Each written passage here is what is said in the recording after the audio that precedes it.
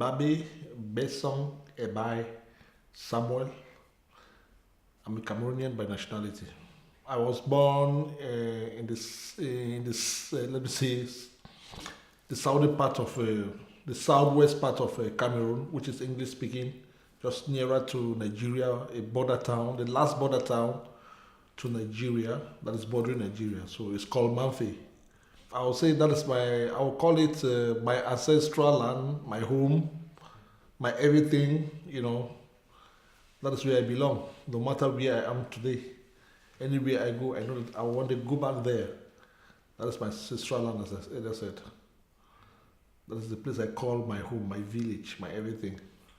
My Cameroon was partitioned between the English and French because before the First World War, Cameroon was colonized by Germany. So, but after the defeat of Germany in 1918, Cameroon was partitioned between the English and French. Three quarters of Cameroon went to the French, while one quarter went to the English, to the British. So I happens to come from the English-speaking part, which is 20%, and the French-speaking part is 80%. From 1960, that we got independence from the British and the French. Most of the schools, the professional schools, the universities, were built in the French areas. You see, I mean, most of the offices, the government, most of the top posts in the country, the military, the administrative, the finance, everything is based in the French speaking part of Cameroon. But if you look at the geographical area of Cameroon, if you look at, where we got from our natural resources, I would say 90% of the natural resources in Cameroon comes from the English speaking part. But the English speaking part is never developed. I went to school in the English part of Cameroon. I think I went to the only English university in Cameroon by then, though now we have, I think, 2 universities now, as to compare to about 6 or 7 universities in the French-speaking part. I went to, we called my province, or my region where I come from, the Southwest Province, the capital, which is Buea. And I studied at the University of Buea, which is the only Anglo-Saxon university in the country. That was 1997 to the year 2000.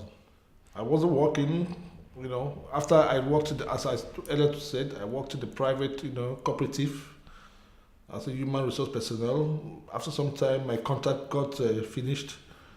So I decided, I got a contract, an appointment, a job opportunity to work in Libya. So I left, I went to Libya. Libya was a country, where you have foreigners from Asia, from Africa, from Europe, from around the world, Libya was a country where, you meet foreigners, people from all over the world, as I said. And there were job opportunities in Libya, Even the educated and the uneducated migrants had something to do. Had something that they could, what they could do to, earn salary in Libya. So Libya was fine as compared to my country. I was a teacher. I taught English in an English high school there, and at the same time, I taught economics. I left my country, Cameroon, went through Nigeria. From Nigeria, that's from northern Nigeria. I got to Niger Republic, which is Niger, or in French, Niger in English. Went to Niger Republic. From Niger Republic, I went to the desert, about 7,000 or 8,000 miles in desert, straight to Libya. I had to pay for a car. Got into these big trucks. Yes, with about 200, 300, 400 people on it. Straight to Libya. It took about 3 weeks. When I got there, it was difficult at first because I wasn't sure of when I was being employed by the person that gave me the connections to come. So when I came there, I wasn't speaking the language, the Arabic language, and I even complained that it would be difficult for me because I don't speak. They said, no, that's the type of people we want. People who don't even understand the Arabic language. Life in Libya, I would say, in Libya, as I earlier said, there was lots of job opportunities. but the human right aspect of it was lacking. There was a lot of harassment. Even right in the, sometimes we go to church like on Fridays when they have, going to mosque, we go to church. Sometimes the police will come in. There was, as I said, there was a lot of harassment. You know, Libya was not a place where I would say there was insecurity because anything can happen at any time. Though the law is there, but it's difficult sometimes, for the law to take its course. Sometimes, you might be walking on the street and, you got harassed by somebody, take your telephone, seize your money, honestly, it's like sometimes even in the house, people broke the house, broke the door and enter, have to break the door and enter, collect most of your, electronics, money, So that's why I said there's insecurity, even on the street. People don't intervene. Yeah, at sometimes, at a certain point when it is too much, that's when you see, the police try to do one or two things, but it's not always effective. So because that's why I say anything can happen, especially when you are a non-Muslim. I will not say Libya is bad. Libya is not bad. In everywhere we have good and bad people. Yeah, but sometimes the police are too, they are not. They will not take anything serious, even if you go give complaint. Yeah, sometimes they will try to ask you, do you know the family where that the person comes from, and it depends on the type of family. Because in Libya, there you have the high and mighty. Somebody might come from a very strong and powerful, family where you could. I mean, when the police, you try to explain, and when the police sees that he comes from a very strong family background, they will tell you, okay, you know what, just forget about it, go home. The government collapsed, and there was total insecurity. There was lawlessness. Group of rebels. Everybody would just, wake up with his own arms, with a group of people, persons, trying to take the laws into his hands. So that's when it became worst. Those are one of the issues that prompted most African migrants to come to Europe. Most of where I was teaching, during the war there was no school. Everybody was just, some people were running away, coming to Europe. People were displaced. Most people some guys just broke into our compound where we stay, in the apartment where we stay, collect everything, televisions, DVDs, phones, money. So you can imagine that. I think February 2011, that's when the war started. To me, by then, some people, it started not because I was in the southern part of Libya, which is called Sabah. But when the war started around the northern part, around Benghazi, Tripoli. That's where the war started, from those areas towards Egypt coming down. But the south was a little bit quiet during that early months of the war. That was around February, March, April. But when so we thought that maybe there would be a political solution to the problem. But unfortunately, it became worse.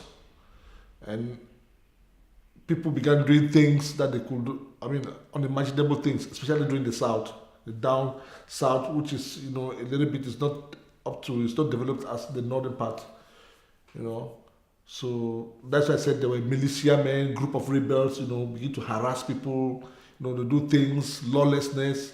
So I saw that the southern part wasn't safe for me. I had to run to Tripoli, which is the capital. So there it was a little bit safe because, it's a big city, people understand. There are lots of foreigners there also.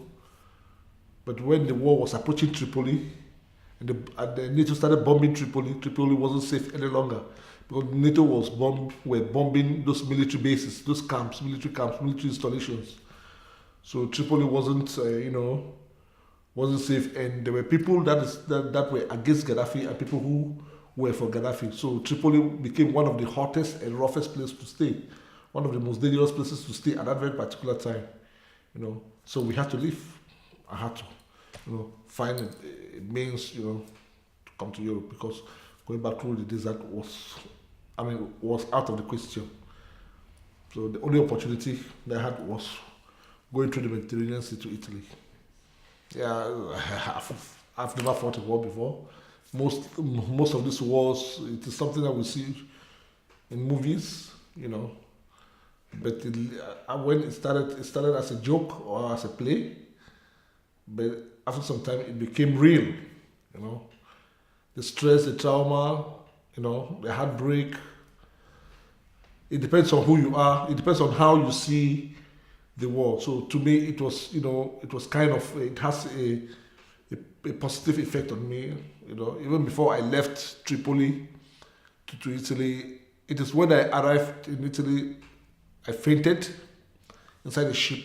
I only regained consciousness while I was in the hospital in Lampedusa. And after I regained consciousness, that's when the doctor made me to understand that it was a female doctor made me to understand that I had a high blood pressure. So I said no. I told the doctor, no, I don't have a high blood pressure. Truly speaking, I've never experienced high blood pressure before. So when she began, try to explain to me, before I realized, I came to understand what she was saying. Yeah.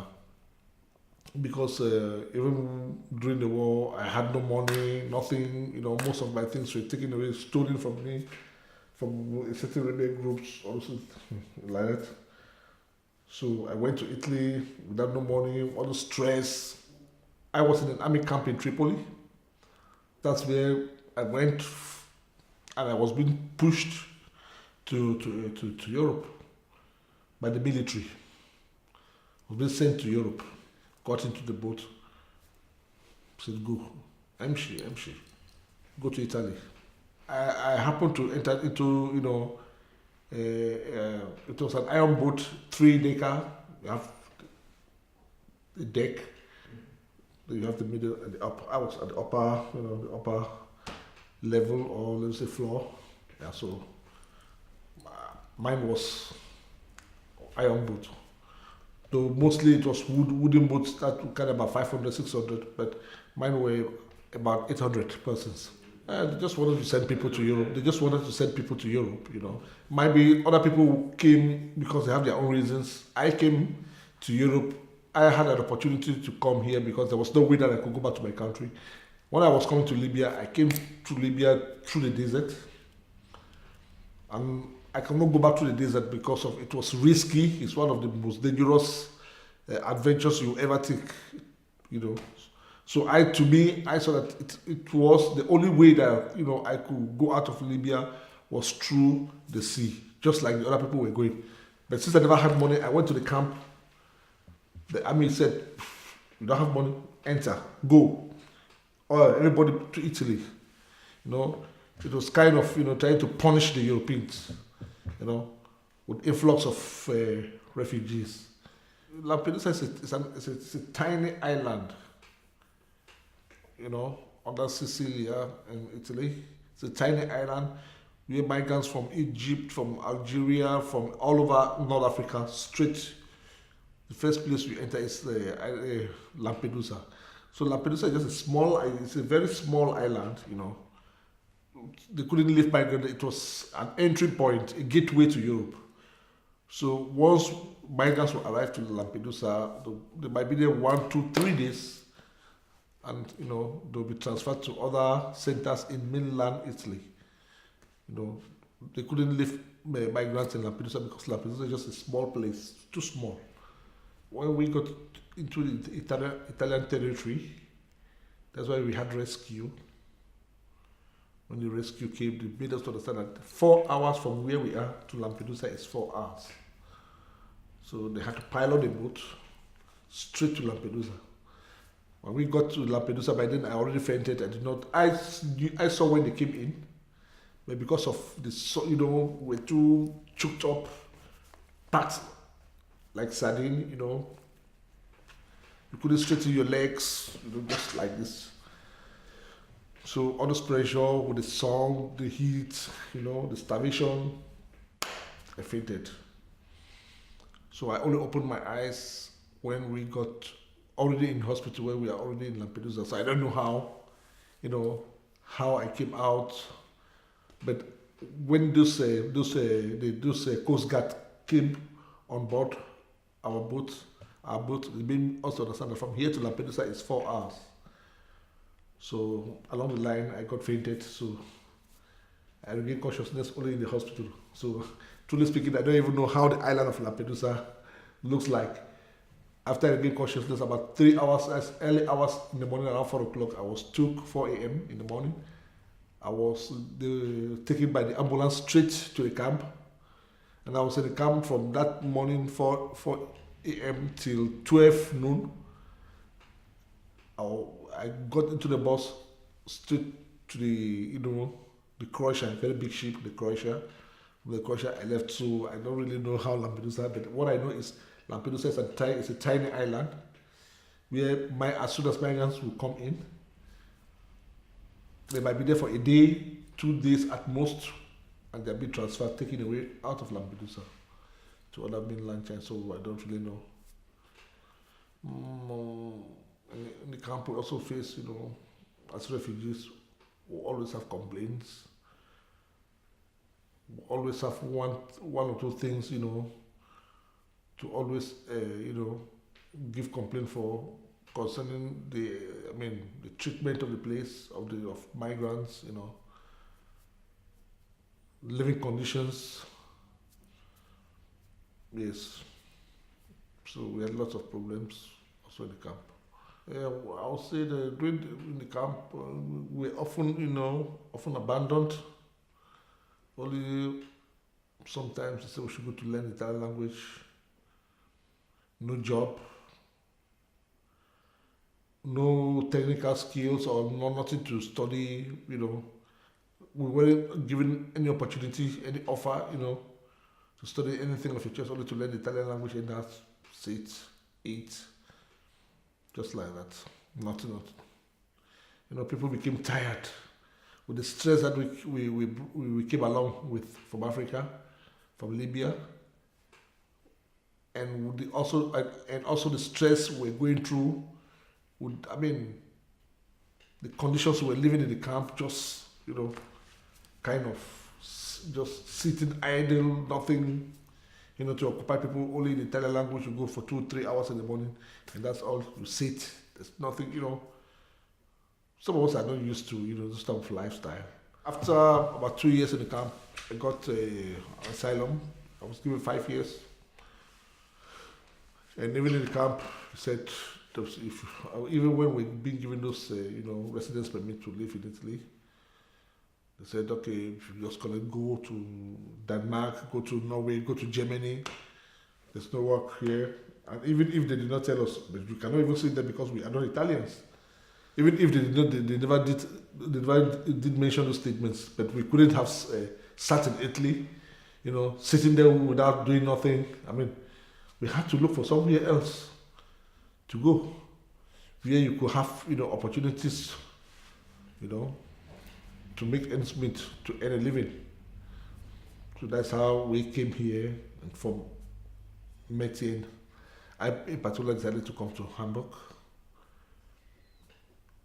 So that's where because I never had anybody in Europe, so the only way was, through the friend said he had a place in the Caritas.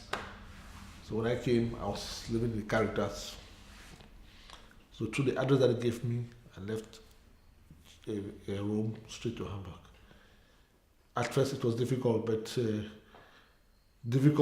find something to eat, But it became easier because when we came here, we had, human rights groups, activists, and it was also a little bit. It became easier for us also because we were unable to, speak Dutch, but German speaks English. So the means of communication, made it easier for us, to navigate our way inside Hamburg. Lampedusa was formed at around March 2018, if I'm not mistaken. It's been about 3 years, more than 3 years. So when Lampedusa was formed by who?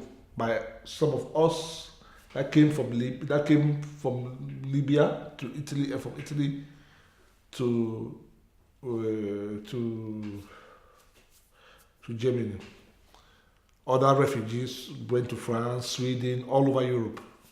But those of us who decided to come to Hamburg, we met here. who decided to form a movement. And other, because we came, some of us were sleeping, most people were sleeping on the streets. Though I was opportune that I never slept on the street. I had a place in Caritas, I was sleeping. But when I move around, I see refugees were sleeping on the street. So that's when we came up with the idea to do a demonstration, because the government of Hamburg will also help to assist, but they were so adamant instead. They tried to demonize us, giving us the people who know the identity, thieves, illegal immigrants, but they knew that we came from war. And they were, Germany was one of the country that went to NATO. That was a very strong member of NATO, which participated in the war in Libya. So if Italy was unable to take care of us, Italy gave us a permit, a residence permit that enabled us to live and work in Italy, and also enabled us to move around Europe. And if Italy was unable because of the population and also the economic crisis that Italy was going through, the economic hardship, so Germany, as a very powerful country, as one of the richest countries in Europe, was supposed to, they were supposed to show that their responsibility also, rather than shying away from their responsibilities, leaving only Italy alone to face, migrants that were running away from war in Libya.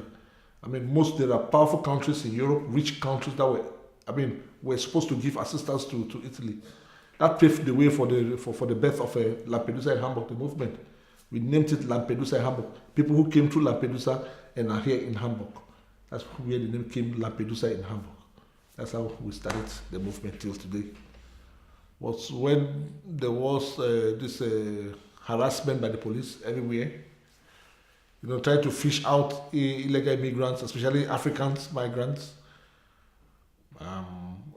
There was massive deportation at that very particular time. Illegal arrests, always control Africans in a very, I don't know how to say it, in a very appalling manner. So, that became the major cause of those fighting with the police through the help of other German activists.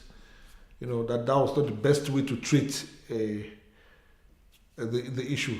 Arresting people, controlling people in a racist way, deporting people, that was not the best solution. We never intended to come to Europe at every. It was, had it been they never brought war to Libya, there couldn't have been mass migration of migrants from one continent to another continent, So we tempted to become racist, because when they came to Libya, they never wanted Africans, to enjoy themselves down in Libya. Libya is an African country, though it's North Africa and Sub-Saharan Africa. We Lampedusa, members of Lampedusa, happens to come mostly from Sub-Saharan Africa, and we were working in North Africa, which is still Africa. Okay, then now the Europeans brought war to Africa. They destabilized Africa, which is Libya in particular, and now we migrated. We come to Europe as migrants. Just to stop shying away from their responsibility. They brought all this nonsense. Now, why are they refusing us not to come to Europe? We are already in Europe. They should learn how to. They should find a possible solutions to integrate people into the society. We don't want their social. We don't want to come and be in the social. So we just wanted the right to live and work here. To go to school, to learn something. To have access to healthcare. All what we want is the right to live and work here, the right to go to school, the right to acquire skills for those who don't have skills, professional skills. The right also to live like any other Arab migrants or any other citizen, And if we work here and pay our taxes here, we shall also, we'll be contributing, to the nation building of Germany and Europe as a whole. So that's the problem. That's all what we wanted from the German government for those of us who are still in Hamburg. But they said, no, we have to go back to Italy. We don't have the right to be here. We don't have the right to be here. But who brought us here? Who made us to become? We came here in our numbers. It is still the European and Germany in particular. They came to Libya with wars. They should stop killing Africans. They should stop their wars. We don't want their wars. Yes, and if they don't stop wars, Africans will never cease coming here. Foreigners will never cease coming here in their numbers. They should stop war. All what we want in Africa is to export technology, export education to Africa and stop exporting guns, stop supporting dictators, that will embezzle billions of dollars in Africa, come to keep in the European banks. Why millions and thousands of Africans are there dying in abject poverty, and they don't want us, but they want our riches. They want our natural resources. They've made Europe to become a haven for corrupt and evil African leaders. Until they stop those things, if they don't stop those things, Africans will never cease to come into Europe, whether they like it or not. It is what they are going to face. This is just the tip of the iceberg. Because Africa is not safe, because there's poverty, there is unemployment. They are forced to come to Europe. You don't like the Africans, but you like their riches. So they should put pressure on their government. If you want Africans to find the solutions for the African people, we bring your create companies there, send education, send technology to Africa, create more awareness. That will help Africans not to come to this place, not to come to Europe by coming only for sightseeing or for a visit, and they go back home. They don't like to stay here. Even now, not all Africans want to stay here. As soon as they have achieved their aims, for example, I intend to have my master's degree. If I'm given the opportunity, I'll go to school to acquire my master's, go back to my country, to live and work there, live with my family. I will never stay in Europe forever. But for the meantime here, I have the right to work and live here, pay my taxes here, help back my family at home, study here. They should give us an opportunities for us to also integrate ourselves. Okay, look at the other people, like the Syrian people are coming here, they have opportunities. Why we Africans, we came here before them. NATO started war in Libya. The war broke out in Libya before Syria. Look at the way the Syrian people are being integrated. Or is it because of our colors? German people are very loving people. When we nearly came here, they gave us everything. We even had the mobile hospital where somebody would just provide, a car which is being equipped with medical equipment, decide to help refugees, all sorts of things like that. But the government is so, I don't really understand. They should give us the opportunity, just like how they gave that people from other parts of the world. We should prove ourselves. So that's what I've made them to understand. Yes, if I have the opportunity to address other migrants, especially African migrants, I'll make them to understand that there's a proverb which says, "He that fights alone will live to fight again." Yes, what we are doing now will never give up, no matter how long it takes. A journey of 1,000 kilometers begins with a step. So when we started this, this struggle, we knew that it's not going to be easy. It's not something that is going to be achieved within 1 or 2, 3 years. It might still be achieved even within months, and it might not still be achieved within years. But it is a long-term struggle that we don't give up. Never give up until the government has a solution for all of us.